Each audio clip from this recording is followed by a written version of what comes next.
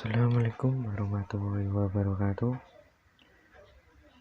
Saya Ahmad Fauzi, NIM G2111043, akan mempresentasikan hasil pengerjaan tugas saya tentang makalah agama Islam yang berjudul Kebudayaan dan Peradaban Islam pada Masa Wali Songo. Teman-teman, ucapkan kata pengantarnya. Segala puji bagi Allah Subhanahu wa Ta'ala yang telah memberikan banyak nikmat hidup dan nikmat iman serta kesempurnaan dibandingkan dengan makhluk yang lain.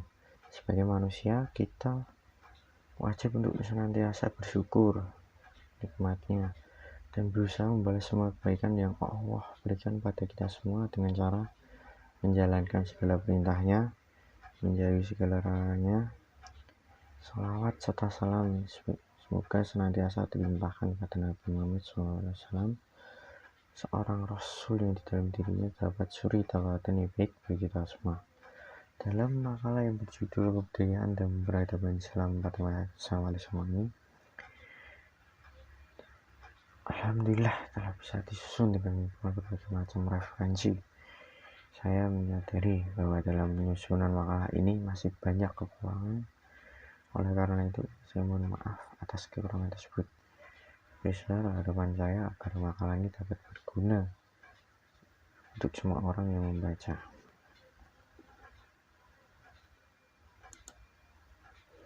Kita membahas bab 1 nih, pendahuluan. Dari latar belakang, ada 9 ulama yang berjasa dalam penyebaran Islam di Jawa. Mereka dikenal sebutan Wali Songo atau 9 wali. Wali Songo membangunkan agama Islam antara abad ke-14 sampai abad ke-16 menjelang dan setelah runtuhnya kerajaan Majapahit. Dalam babad Tanah Jawi dikatakan bahwa dalam dakwah, para wali ini dianggap sebagai kelompok mubalik untuk daerah penyiaran tertentu. Selain dikenal sebagai ulama, mereka juga berpengaruh besar dalam kehidupan politik pemerintahan. Karena itu dibikin susunan junjungan, gelar yang biasa digunakan untuk para raja di Jawa. Wali Songo berperan dalam pengembangan dan penyebaran Islam di Indonesia, khususnya di Jawa, di sepanjang pesisir utara Jawa, mulai dari Gresik, Jawa Timur, hingga Cirebon dan Banten, Jawa Barat. Wali Songo ketika menyebarkan Islam menggunakan berbagai bentuk kesenian tradisional masyarakat setempat. Mereka menyisipkan nilai-nilai Islam ke dalam kesenian tersebut. Karena itu, upaya mereka tidak dirasakan asing oleh masyarakat dan sangat komunikatif. Usaha ini menghasilkan hasil, tidak hanya membangun agama Islam, tapi juga memperkaya kandungan budaya Jawa. Kemudian rumusan masalahnya, pertama, apa pengertian Wali Songo?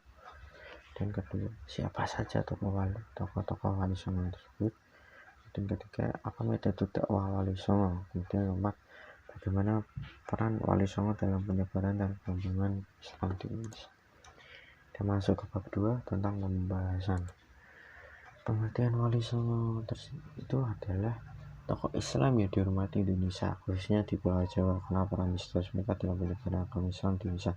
Wali Songo berasal dari kata wali, orang yang terpercaya atau orang yang ditugaskan. Sedangkan Songo dalam bahasa Jawa berarti nomor 9. Dengan demikian, istilah ini sering disebutkan sebagai 9 wali. Setiap anggota Wali Songo saling dikaitkan dengan gelar Sunan dalam bahasa Jawa. Konteks ini berarti terhormat. Kemudian tokoh-tokoh Wali Songo dijelaskan secara singkat. Pertama, Sunan Gresik. Saya dengan nama Maulana Ibrahim, Sunan Gresik juga dikenal Maulana Maghribi atau Syekh Maghribi. Ia diduga berasal dari daerah Maghribi, Afrika Utara. Namun hingga kini tidak diketahui secara pasti sejarah tentang tempat dan tahun lahirnya. Ia diperkirakan lahir sekitar pertengahan abad ke-14. Ia berasal dari keluarga muslim yang taat dan belajar agama Islam sejak kecil. Meskipun demikian, tidak diketahui sebab gurunya hingga ia kemudian menjadi seorang ulama.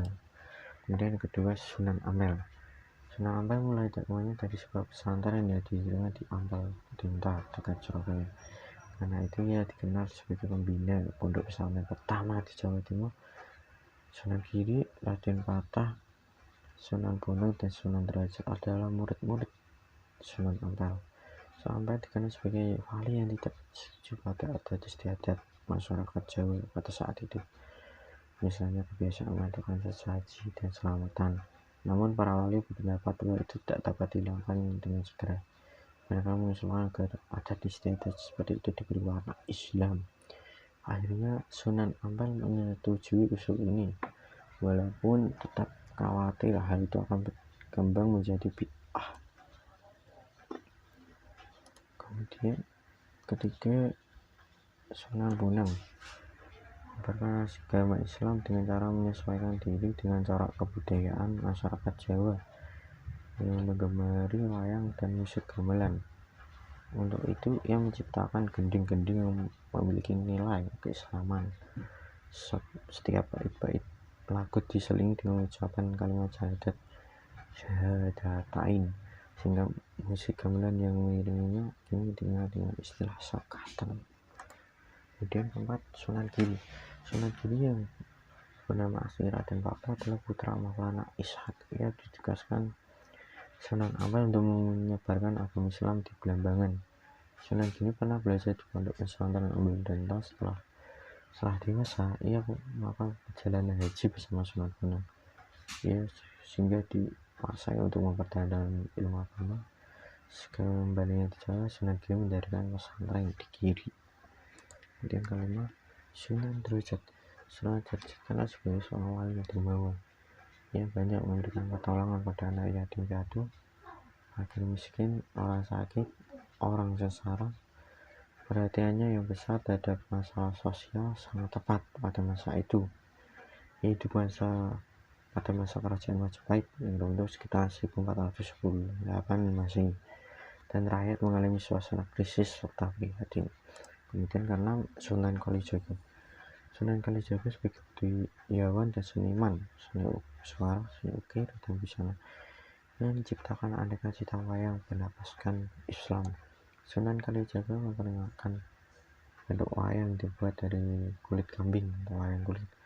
Pada masa itu wayang populer dilukaskan pada semacam kertas lembar wayang beber.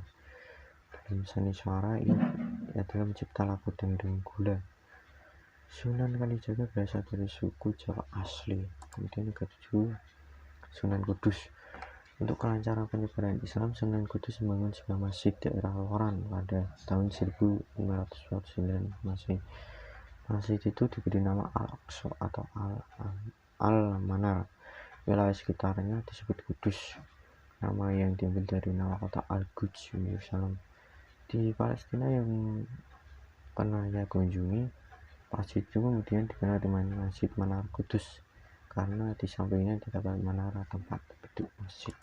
Dan kedelapan, Sunan Muria adalah salah satu wali songo yang berjasa bagi penyebaran Islam di pedesaan. Putra Sunan Kalijaga ini dikenal suka menyendiri dan tinggal di pedesaan bersama rakyat desa. Dalam menyebarkan Islam, Sunan Muria selalu menjadikan desa-desa terpencil sebagai tempat operasinya. Seperti para wali songo lainnya, Sunan Muria pun dapat dengan kesenian sebagai sarana dakwah. Dua tembang yang diciptakan dan sangat terkenal adalah tembang Sinom dan Kinanti. Dan ke-9, Sunan Gunung Jati. Sunan Gunung Jati Sunan yang sangat populer dalam gambaran agama Islam di Jawa Barat, khususnya di Cirebon. Ia berdiri di dinasti Kesultanan Banten. Kesultanan Banten dimulai dari putranya Sultan Maulana Hatim.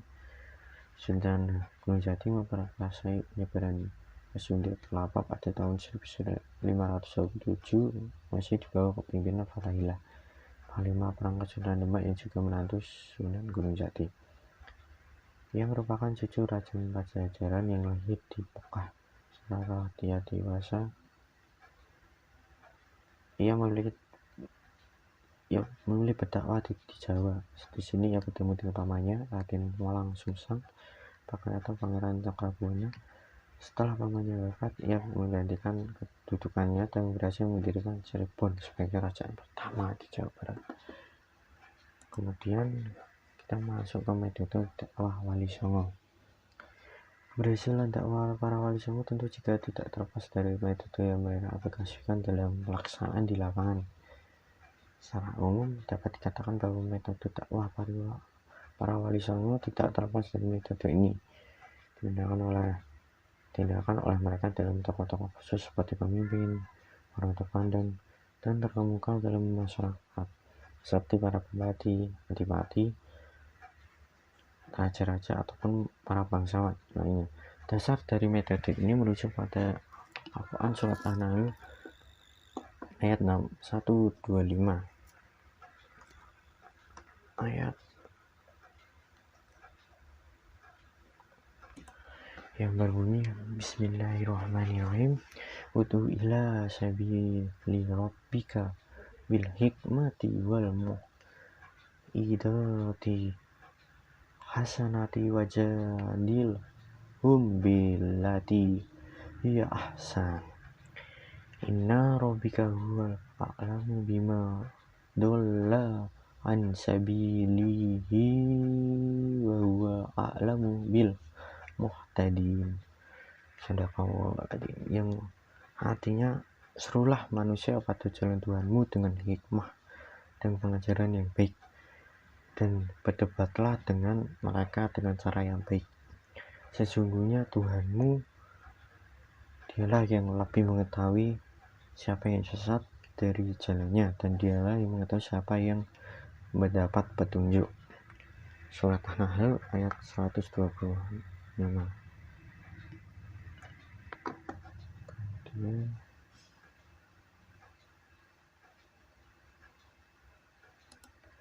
Kemudian kita masuk ke cara dan peran wali songo dalam menyebarkan agama Islam.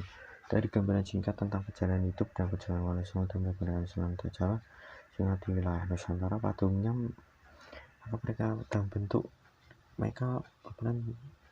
peran mereka dapat dibentuk seperti bidang pendidikan, bidang politik, dan yang paling terkenal adalah bidang dakwah dan dikualifikasikan menjadi pertama bidang pendidikan. Peran wali songo di bidang pendidikan terlihat dari aktivitas mereka dalam pendidikan pesantren. Mendirikan pesantren bertempat dengan membagi wilayah masing-masing agar tersebar secara merata. Dari pesantren inilah yang mendidik pemuda-pemudi Islam sebagai kader, untuk kemudian disebarkan ke beberapa tempat di seluruh Pulau, maka murid-muridnya sebaik sampai di luar Pulau. Yang kedua, bidang politik. Pada masa pertumbuhan dan berkembang kerajaan Islam di Jawa, wali songo mempunyai peranan yang sangat besar. Di antara mereka menjadi penasihat raja, bahkan ada yang menjadi raja, yaitu Sunan Gunung Jati. Sunan Ampel sangat berpengaruh di kalangan Islam Majapahit. Istrinya berasal dari kalangan istana, dan Raden Patah, putra Raja Majapahit, adalah murid beliau. Dekatnya Sunan Ampel dalam kalangan istana membuat penyebaran Islam di daerah Jawa tidak mendapat hambatan, bahkan mendapat restu dari penguasa kerajaan Sunan Giri. Fungsinya sering dihubungkan dengan memberitahu restu dalam penobatan raja. Sampai muncul masalah penting yang harus diputuskan, wali yang lain selalu menantikan keputusan dan pertimbangannya. Sunan Kalijaga juga menjadi penasihat Kesultanan Demak Bintoro. Kemudian ketiga, dalam bidang dakwah, sudah jelas sepertinya peran wali songo cukup dominan dalam bidang dakwah, baik dalam dakwah lisan, baik dakwah melalui lisan. Sebagai mubalik, wali songo berkeliling dari satu daerah ke daerah lain dalam menyebarkan agama Islam. Sunan Muria dalam upaya dakwahnya selalu mengunjungi desa-desa terpencil. Salah satu karya yang bersejarah dari wali songo adalah Pendidikan Masjid Demak. Hampir semua wali songo terlibat di dalamnya. Adapun sarana yang dipergunakan dalam dakwah berupa pesantren-pesantren yang dipimpin oleh para wali songo, dan melalui media konsen senian seperti wayang. Kemudian mereka memanfaatkan pertunjukan tradisional sebagai media dakwah Islam dengan membungkuskan nafas Islam ke dalamnya. Syair dari lagu gamelan ciptaan para wali tersebut berisi pesan tauhid, sikap menyembah Allah, dan tidak menyekutukan atau menyembah yang lain. Kemudian ketiga, bab menutup kesimpulannya kan, wali songo merupakan wali Allah yang berjumlah 9 dan terpilih untuk menyebarkan ke-9 di wilayah Nusantara, khususnya Pulau Jawa. Wali Songo ini tersebar di berbagai wilayah di Pulau Jawa dengan memiliki tugas masing-masing. Wali Songo menyebarkan agama Islam di Pulau Jawa yaitu dengan proses perdagangan, berdakwah serta usaha-usaha dilakukan oleh para wali songo untuk memperluas agama Islam. Perluasan penyebaran agama Islam ini dilakukan secara bertahap dan dengan proses yang sistematis sehingga tidak banyak menimbulkan konflik pada zaman itu, karena pada zaman itu terdapat kebudayaan Hindu, Buddha. Kemudian ini sudah tahap pusakanya yang berasal dari buku Atlas Wali Songo ciptaan Agus Wiyoto, kemudian dari sumber-sumber referensi internet lainnya sudah makalah sejarah peradaban Islam pada Majlis Wali Songo yang dibuat oleh Siti Khadijah, kemudian strategi dan metode dakwah Wali Songo yang dibuat oleh Hatma Syah, kemudian nama-nama Wali Songo beserta sejarah, silsilah dan kisah dan fotonya yang dibuat oleh Zaki. Terima kasih. Sekian dari presentasi saya. Bila ada kesalahan mohon dimaafkan, karena yang sempurna hanya Allah SWT. Wassalamualaikum warahmatullahi wabarakatuh.